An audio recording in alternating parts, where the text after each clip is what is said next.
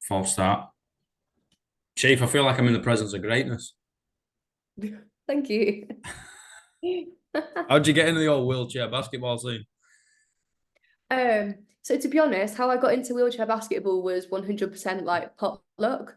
When I was younger, I was 8. I used to do wheelchair tennis and wheelchair racing, initially, and I was literally just out shopping with my mum, and this guy came up to us and was like, "Oh, your daughter looks like she's done sport. Like, has she ever done wheelchair basketball?" And we're like, "No, never." And he like gave us his phone number and was like, "Oh, well, come along. There's a club like 5 minutes from here. Come and check it out." And that was in Coventry, Wow. with the Coventry Wheelchair Basketball Academy, and that was my first like time going. And I remember going, and I was only like 8 or 9, and it was just all men that were a lot older than me. And my dad came with me so that I wasn't on my own, because in basketball, like at that level, you can have able-bodied playing alongside Mm. disabled.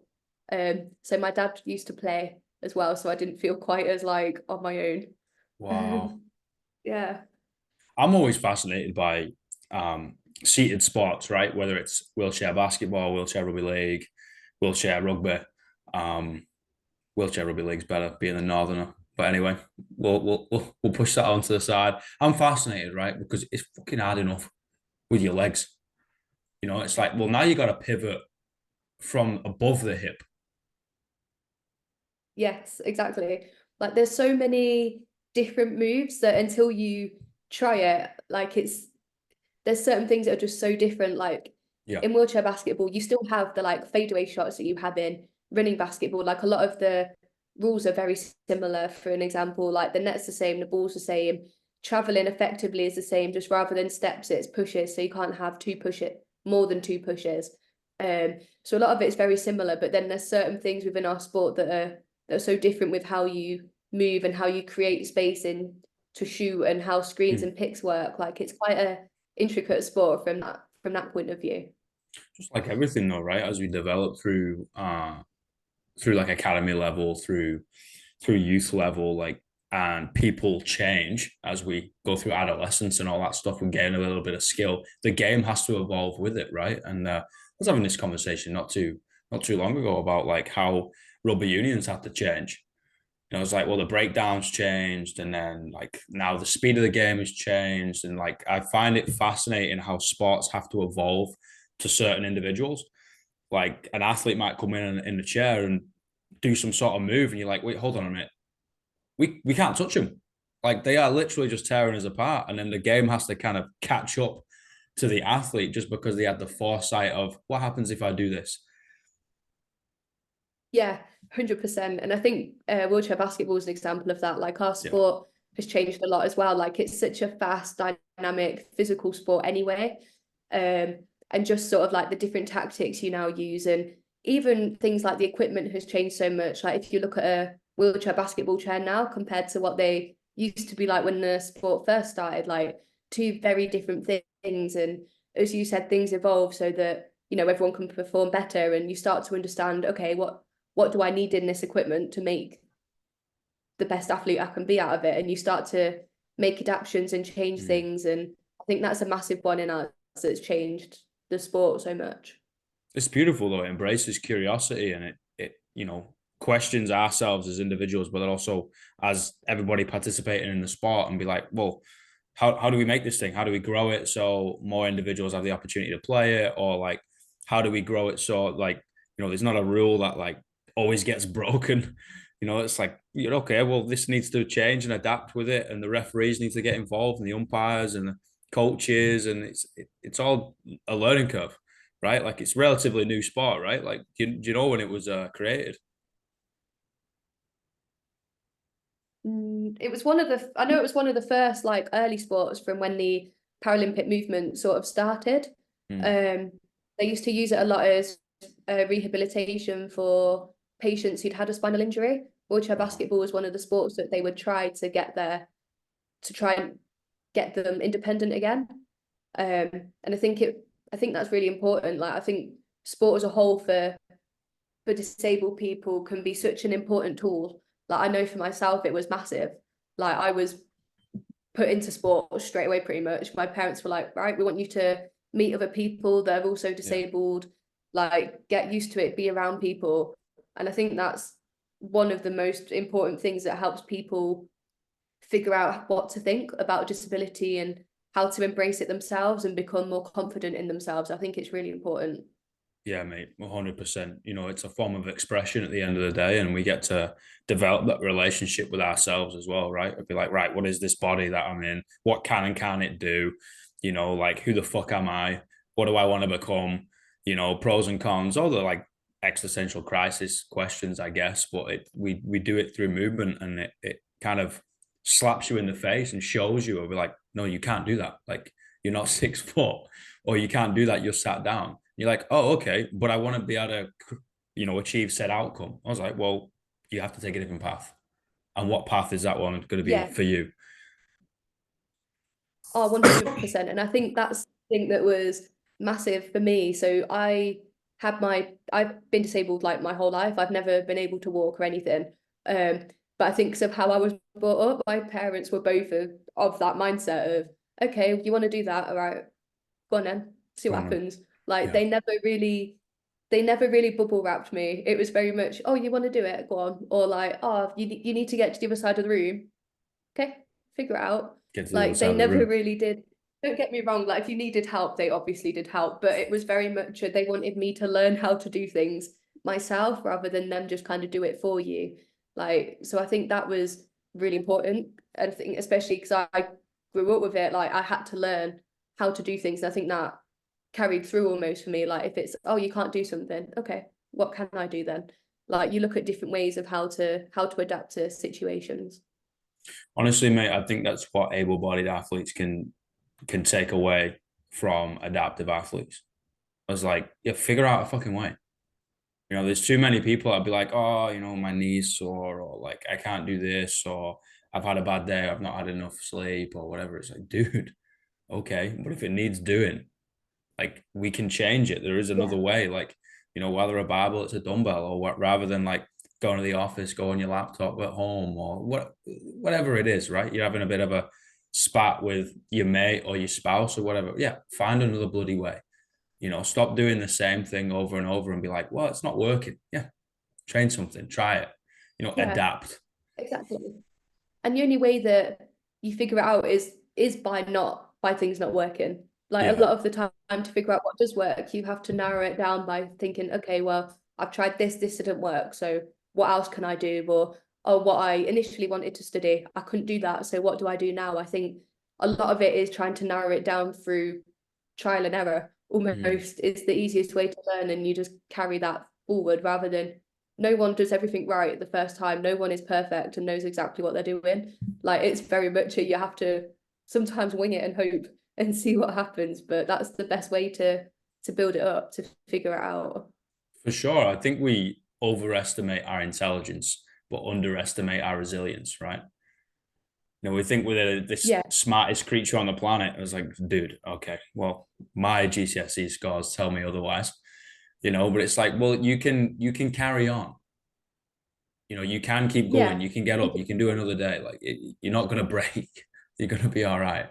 yeah, yeah, 100%. And I think that's where sometimes it is hard. And I think, like it's important that you have the people around you that back you to do that as well. I think Mm. who you surround yourself with makes a big difference. Like, do you have people that have your back? And when you're having a bad day, are they there to listen so that you can talk about it? Because the more you let things build up, then that's where issues start. Like mental health is such an important thing. And it's all Mm. good being resilient and being this and being that. But I think you need to have the support around you that allows you to do that. And then when you are having a bad day, you know it.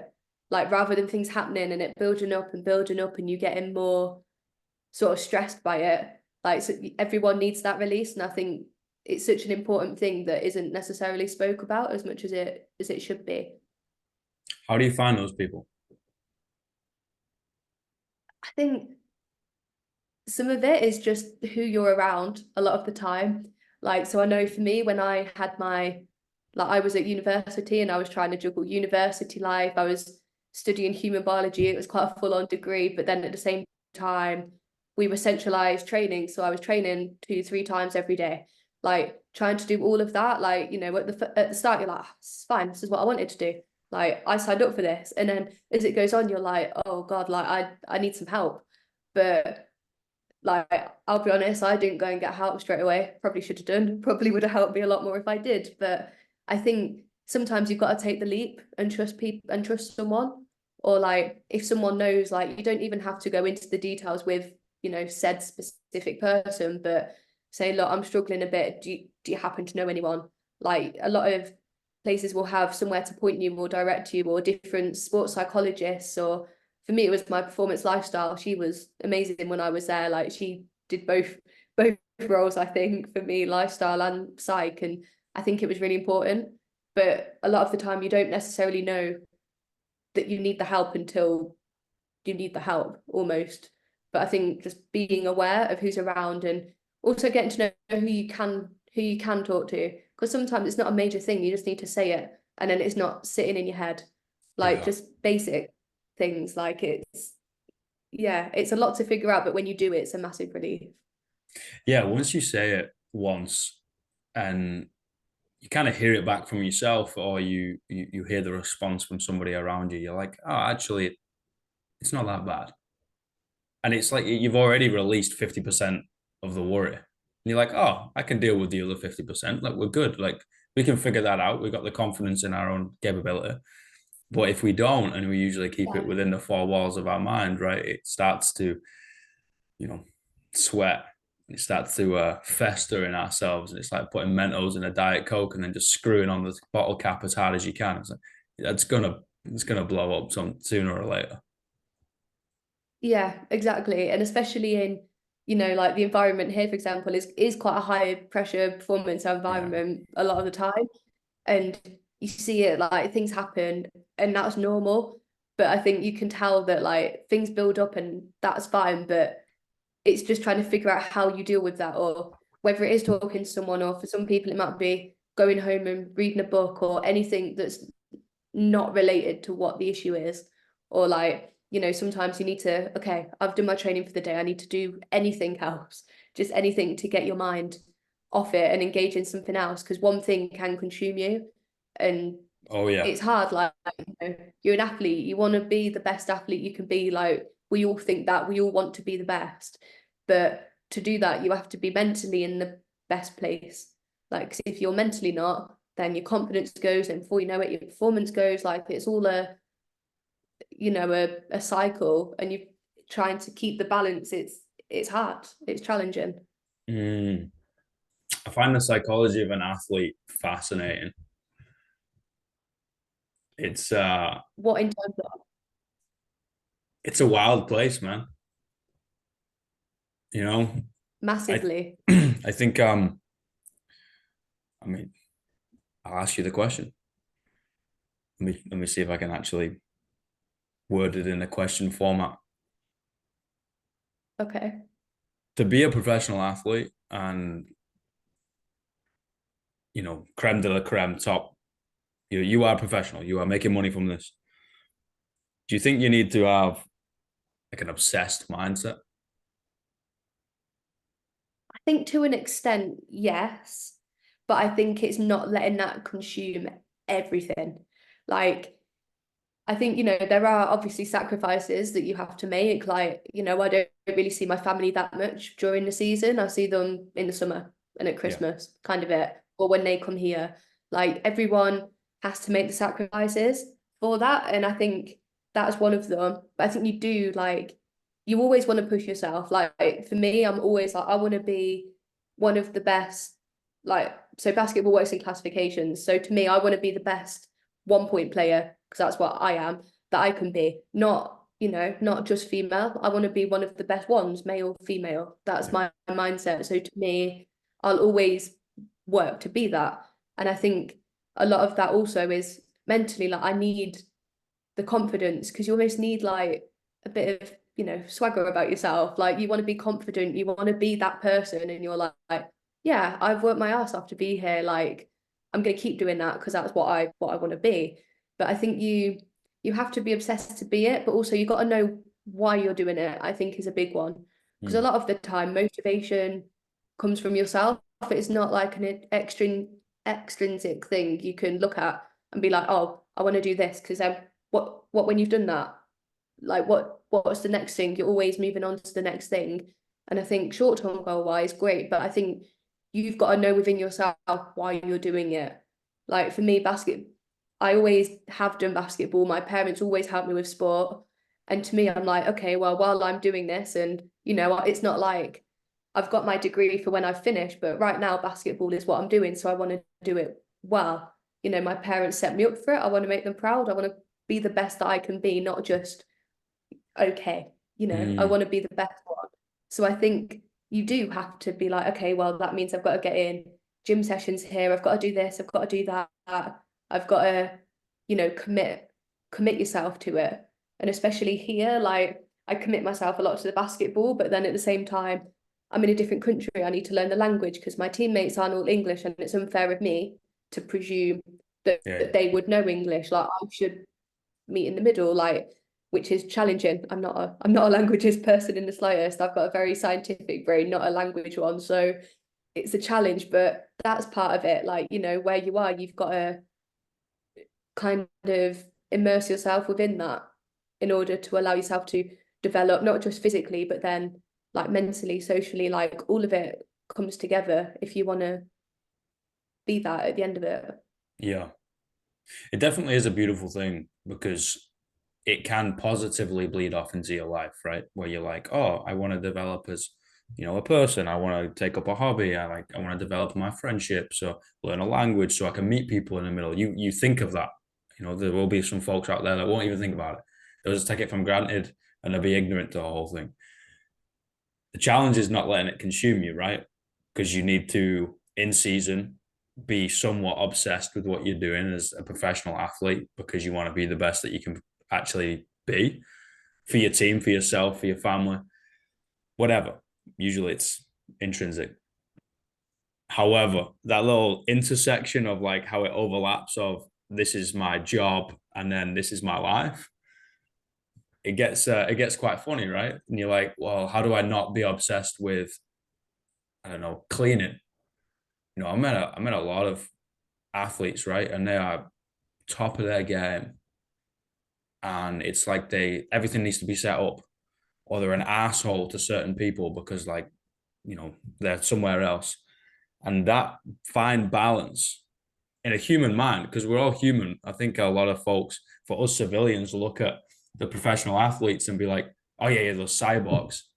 It's like, no, they still gotta like cook, clean, wake up, go to bed, sort their fucking bed out, do the washing. They're a human Yeah, being. You gotta do all the other stuff. 100%. And especially, wheelchair basketball, we may be professional athletes, but it's not like the football lifestyle. Yeah. There's not that money within our sport. Like, we're professional, but you still have to, have other things going on at the same time. But Yeah. I think that, it's a fine line. But to me, like obviously you want to be known for like your performances, your athleticism, you as an athlete, but also people don't just remember what you're like on the court. Like, what were you like afterwards?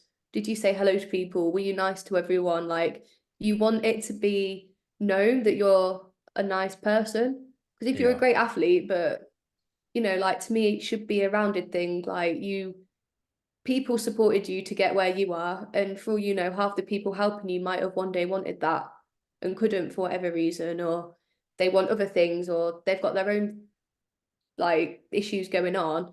Like everyone has something, and like I think for us, like it's a big thing. Like a lot of things happen in everyone's life, but as an athlete, sometimes you don't always get the time to actually reflect on what has happened, because it's, oh right, okay, on to the next.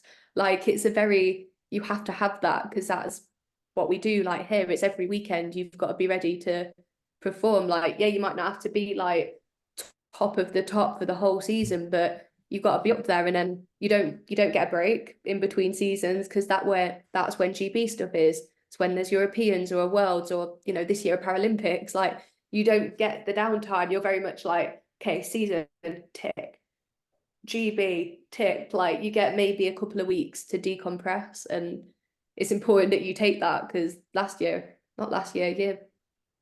21, I did not take Yeah, that, and I burned out yeah. massively. Like I did not know what to do. Like I just finished my, a massive season with the team here, and then I went back and it was straight back in, and I was like, yeah, yeah, I feel fine, I feel fine. And it wasn't until we got about halfway through the World Championships, I was like, that's not me. Like I'm better than this. But I couldn't, there's nothing you can do about it because you're just tired. Mm. Like you can give it everything you've got, but if you don't look after yourself at the same time, then you burn out, and you can try as hard as you like, but you can't you can't get there. And that's something that I definitely learned from that year, was you need to look after yourself, not just try to do everything and please everyone. Like you've got to make sure you're in the right headspace to do it all at the same time. 100%. And you're gonna need a strong identity, right? A strong core. Who are you? Why are you doing it? And as you're talking, then you made me think in real time. I think it's the coach's responsibility from a young age, through academy level, through the development of a character of a human being. Never mind just an athlete, right? We need to be posing those questions to kids. I know it's difficult. They've got school on and they're doing X amount of sports, and now you're going to ask them about what they want to do in life. Who are they? Why are they doing it? Yeah, it's these existential crises that the answers to the questions might change over time, and that's fine. But I think we need to start asking those questions younger. So then when they do get to that stage where everything is fucking all over the place, it's like you have that strong core, you have your downtime, you know where you are, you have your grounding. You might see Yeah, it all the time. Athletes get lost within themselves because of maybe the money, because of maybe the fame, because of maybe, oh, look at this individual, they're the best on the court, and they get caught up, right? And the next thing you know, they gamble yeah. a bit too much, or they cut their career short because they've done something daft, or stuff like that. Football's the worst because they get a massive paycheck, and then it's like, well, what do you do with this?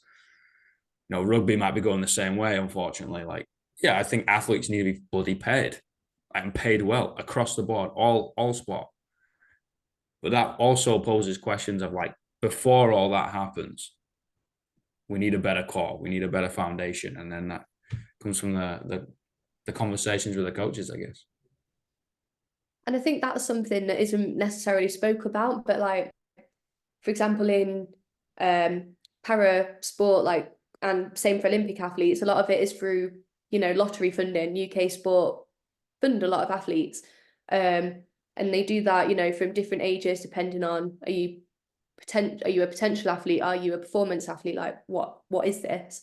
But that's one of the things learning early on is, okay, you're getting this money. What do you do with it? Yeah, How do you like look after your money? How do you do that? Because that's not stuff that you learn at school or whatever. And depending on how young you are, when you get into it, like you need to know, like for me, I was relatively young. So like, I had good parents that knew what they were doing and set everything up for me. But like you need to know what you're doing, like as a lot of things. And I yeah, know that, you know, as you were saying, like I was one of those that did school, had multiple sports throughout the week. Like I did 3 sports for quite a while, and I just kept trying to do all of it. And it wasn't till 2014, I think it was, when I had a phone call and they're like, look, like if you want to do basketball, like you want to do basketball, like what do you want to do? Because I didn't know, I was split for a long time between basketball and athletics. I was like, mm, don't know what I want to do. And like I'm really glad of the choice I made. I think I made the right one, 100%. But I think at that time, like, you know, it's big decisions. Like you're choosing what you want to do effectively or what you want to pursue. And, don't get me wrong, you can change. Like if I didn't like it, you can change, but you need to know, at least have a basis of what yeah. you want to do. But a lot of people don't know. And that's normal. Like I don't know, for example, what I want to do fully after basketball. Like I did my degree before I came abroad, but couldn't tell you if I'm going to use it or not. I don't know. Like you don't know until you're in that situation and you're thinking, okay, what next? We might see you on the TV commentating, mate. Me, Yeah, maybe. maybe I'd enjoy it. Like I love basketball, and it'd be a cool opportunity. I just don't know if I could see myself in basketball when I'm not playing. Because to me, I Mm, don't think, it's nothing on it. I just don't know if I'd want to be a coach or something, or if I'd want to kind of step away from it and, pursue something else. I don't know. yeah. And I think that answer to the question will come to you in time. It's one of those that will just feel right. You wake up one day and you're like, actually, yes, or actually no. And that's okay. Whichever one you decide, that's absolutely fine. But I think it will come to you in time. It can't be something that's rushed. Yeah, 100%. And I like to think I've got a while longer yet. I'm only 25, so I like to think I've got 100%, a few mate. professional playing in me yet. You got another But, 40 years, at least you never know. another 10 Olympic Games. Mate, I got 3 questions. Okay.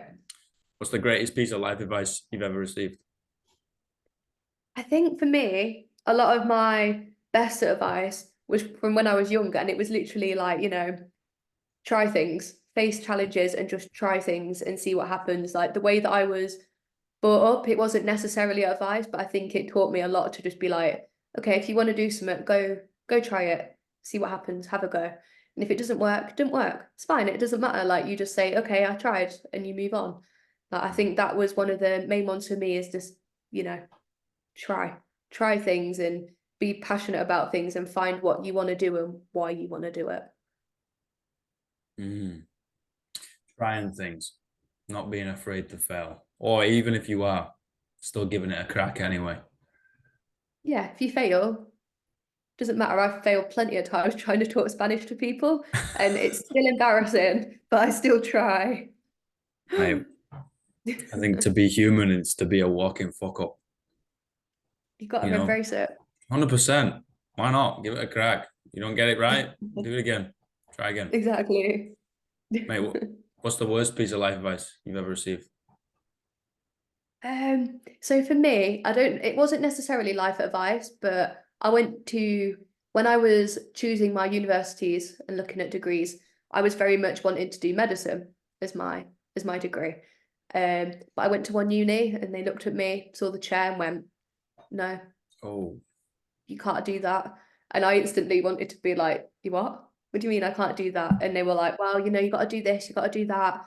And at the time, I didn't really know that many, but now, like, I know a few doctors who are in wheelchairs, and of course you can do it. Like, it just might be a more niche area. Like, maybe you can't run around A&E. 100% get that. I'm not saying that everything is accessible all of the time, but there's certain things you could have done within that group. Um, like even my own consultant is actually in a wheelchair now. He didn't used to be, he had an accident, but like just as examples, it's like, so you could have done that. But I think that was the worst thing was like, oh, so you're just looking at me, you haven't looked at my grades, you haven't spoke to me, don't know anything about me. But you're saying no. And don't get me wrong, worked out well. Like I ended up I did human biology instead in the end and had a great time, figured out a lot of things, did different things, and I enjoyed it. However, that experience kind of mm. showed me what some people still perceive about disability. Prejudice, man. It's uh, Massive. it's an evil illness that infects our minds. Just cast an eye over Exactly. someone and it's like, oh no, like, dude, the complexity Yeah. of humans like that individual could have gone on to do some great things, but because of a slip of a tongue, they actually took it to heart and chose a different chose a different path. It crushes me, mate. Like I think about these things probably too much, but it crushes me. Like Yeah. the And to me, prejudice put like, on people. exactly. And to me, like, I grew up with my disability, didn't bother me. I'm quite a confident person with it. Like, and obviously people judge, always people will judge you. But like, if you're someone else who maybe had an accident or something, that comment could have been a lot more damaging than it would have been to me. Yeah, Like, I personally, I'm quite confident you're going to say no. All right, maybe another uni will do it. If you yeah, won't, fine. But like to some people, that could have been it. Like for them, with that idea, they might have changed their whole plan based off one person's perceptions of a disability. What are the 3 words you tell your younger self, mate? This was a hard one. I struggled with this one. Um, I think to be passionate about what you do, like whatever that is, I think you should be passionate, or what's the point in doing it? Like you don't want to live a boring life. You want Hmm. to do what you want to do and enjoy it. So, I mean, that might be two if you want to count enjoying as one. And I think also just being a good person, like do what you want to do, but like make sure that, you always work to be the best version of yourself. Like you want to be the best version of you, whatever that is, whether that's in sport, whether it's in business, whether it's even like socially, like take the time to make sure that you look after you first and figure out what you want to do and just go for it. Hey, thank you so much. No problem. It's been an honor and a privilege, mate. Like I said, I'm in the presence of a fucking legend. Thank you. I've really enjoyed talking to you. It's been really interesting. Mate, Different conversation. I've enjoyed it.